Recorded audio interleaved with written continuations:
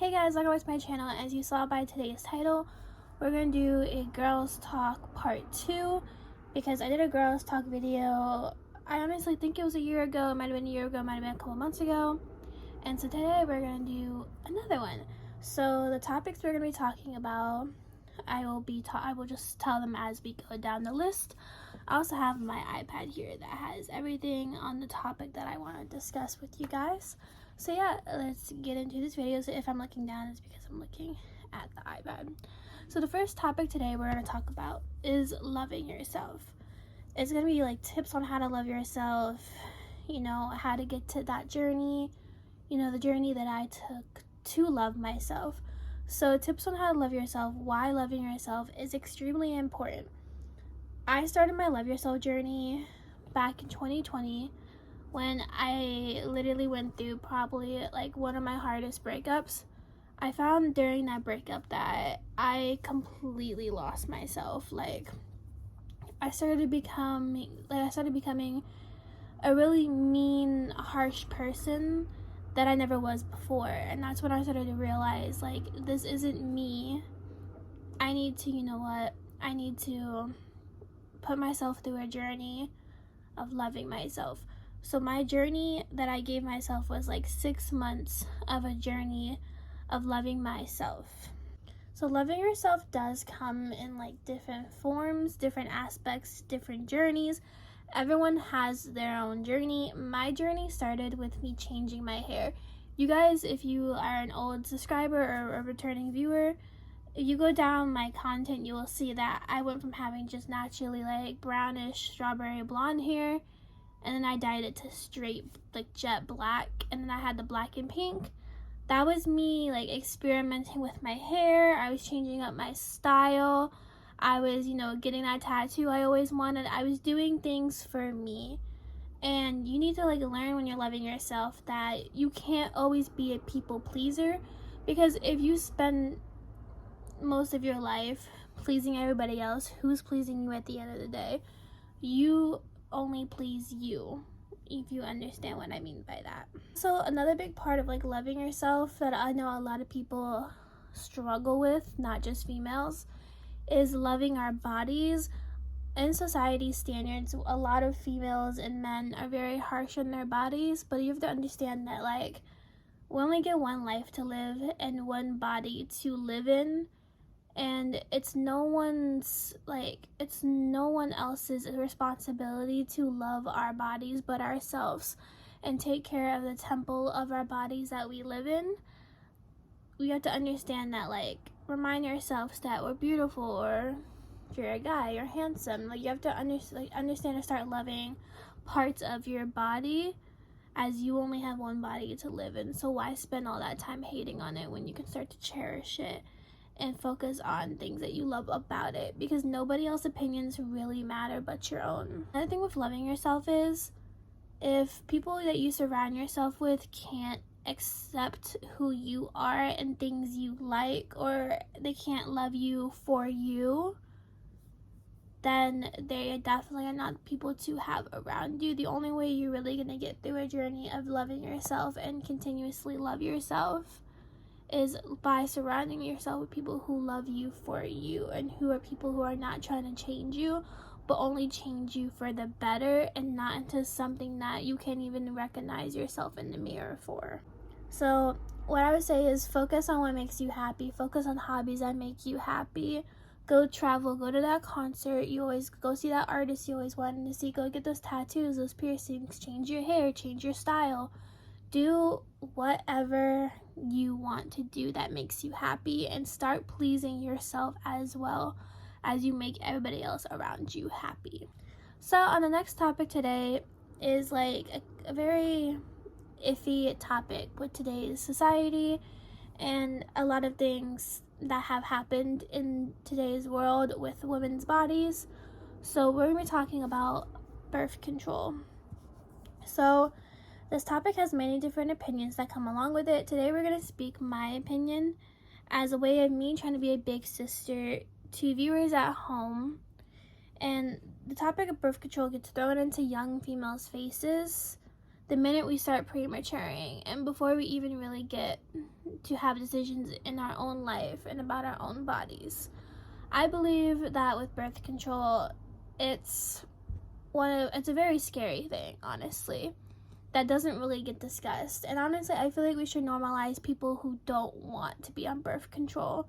And if you don't want to be on birth control, then I do encourage, protective, I can't say that word on YouTube, but, protective, and, you're safe with what you're doing, because, birth control is one of those things that should be optional to females and young girls in this world, and no one should feel forced to take it, because even with the side effects of birth control, the paper that comes with it, if I could find it, I'll probably put it on the screen somewhere. It's literally like almost as big as like a bed sheet. Like, that's how big the paper for birth control is, and that's how many side effects that come along with it. Plus, birth control can change your female's body, can make you gain weight. Birth control can easily mess a person up like that. So yes, let's not make people feel guilty, and understand that everyone has their reasonings, and only us as our own humans understand our bodies and what we feel is best for our bodies to take or to go through. I do encourage safe and even protection, even if you're on the pill, as the unknown can literally happen.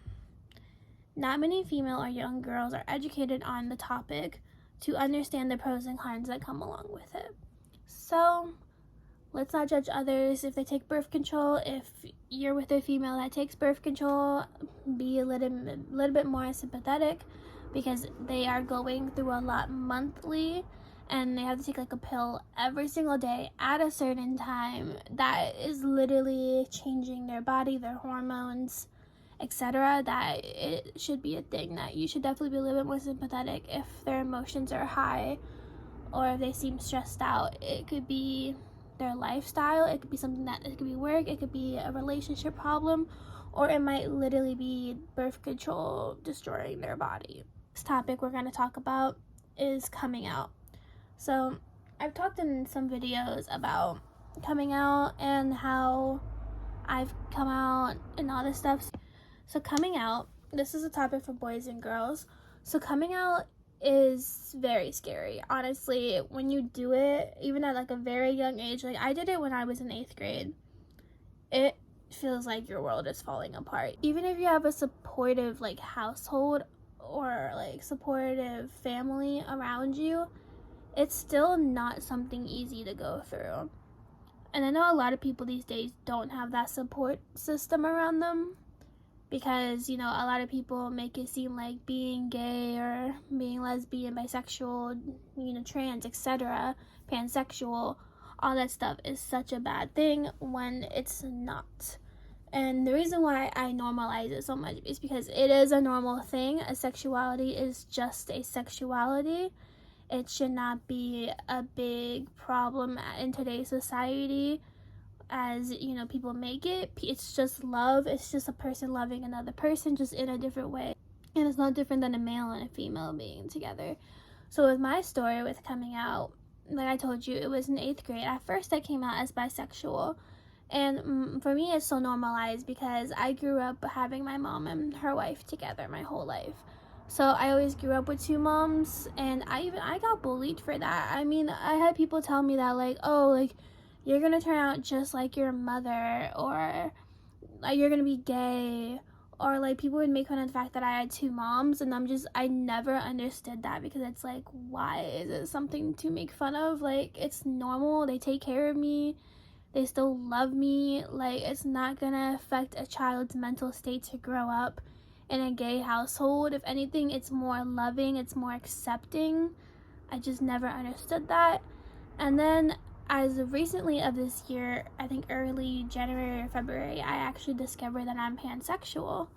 And so people are able to change their sexualities as they grow up. As we grow up, we get more knowledge and understanding of things and what we like. So I think just do it. Even if, your world could fall apart because of it, you only have one life to live. Why live that life not being your true self? Like, it's okay to be different, and it's okay not to be like everybody else. Because who would want to be like everybody else? It's boring. It's miserable. I think everybody should be able to be themselves and be their true selves, even if you are straight or gay, etc. Like, it's no different than the normalized male to female love in today's society. So the last topic we're going to talk about today is relationships. So this topic, people do have many different opinions about relationships and what's right in a relationship, what's wrong in a relationship. And, as I talk about this topic, if you guys do have different opinions about any of these topics, don't feel afraid to comment down below. This is an open platform. It's an open discussion area where we can, be polite to each other and discuss our different viewpoints without having to be harsh to one another. So with relationships, they are terrifying. Let's be real here. Even your first relationship, sometimes those literally happen for people in middle school. Like, my first, relationship, was, I guess, in middle school. But my first, serious relationship was thrown at me when I was only 16 years old. And relationships are terrifying, especially when you're young and you're naive and you're growing up and you see all this love in TV shows or movies and you think that, every relationship is going to be like that, or you feel the need to find that, when really that's just a fantasy. TV magic, movie magic, it's not real. It's just actors acting, and then give them a year or two and then they don't even talk to each other anymore. A lot of kids these days grow up with the standard of a Troy and Gabriella relationship from High School Musical, thinking that they have to have something like that, when no, that's not true. Everybody should just, be with someone who loves you for you and accepts you for you. And, if they truly wanted to do something or wanted to show that they love you, they simply would.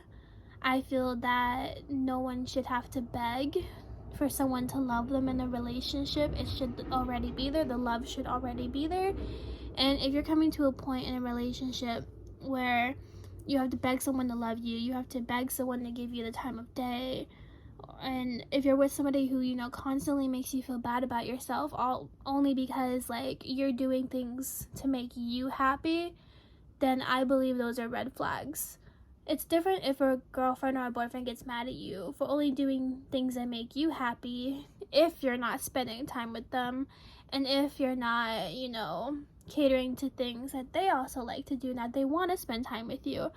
But the liars and manipulators who try to make females or males feel bad because, they're doing their hobbies outside of the relationship that are as simple as just hanging out with their friends, or, going to a bar, going to the movies, or doing whatever hobbies they like. If they are into singing, dancing, acting, no one should feel ashamed in a relationship to also please themselves as they're pleasing their loved one, because a lot of people lose themselves in relationships constantly trying to please that one person, and simply that's not fair, and I feel like that's not right. I feel like you should be able to please yourself as you please the other person, or else you start to feel like a robot, and I feel like that's not a good thing. I feel like you should be able to separate self-pleasure / love and the kind of love you were to give to a partner without any problems happening in the relationship. So if you see the red flags, you notice the red flags, you notice yourself constantly having to fight for things that are as simple as just wanting to go out with your girlfriends or going out with your bros, then honestly, notice the red flags early and get out early, because it can lead to other things. But yeah, that's all we have for today's girl talk, or not guy talk, but a girl talk, a talk in general. If any guy has found these topics helpful for themselves. So if you guys like this video, don't forget to like, subscribe, and comment. Also, I like to shout out the fact that you guys blew up my Squishmallow collection video, haul video, whatever I named it, and you guys blew it up, and I always love and appreciate that. It means so much to me, as YouTube means a lot to me as a creator. So yeah, anyways, I hope you guys enjoyed this video. Like, subscribe, and comment, and I will see you guys in my next video like always.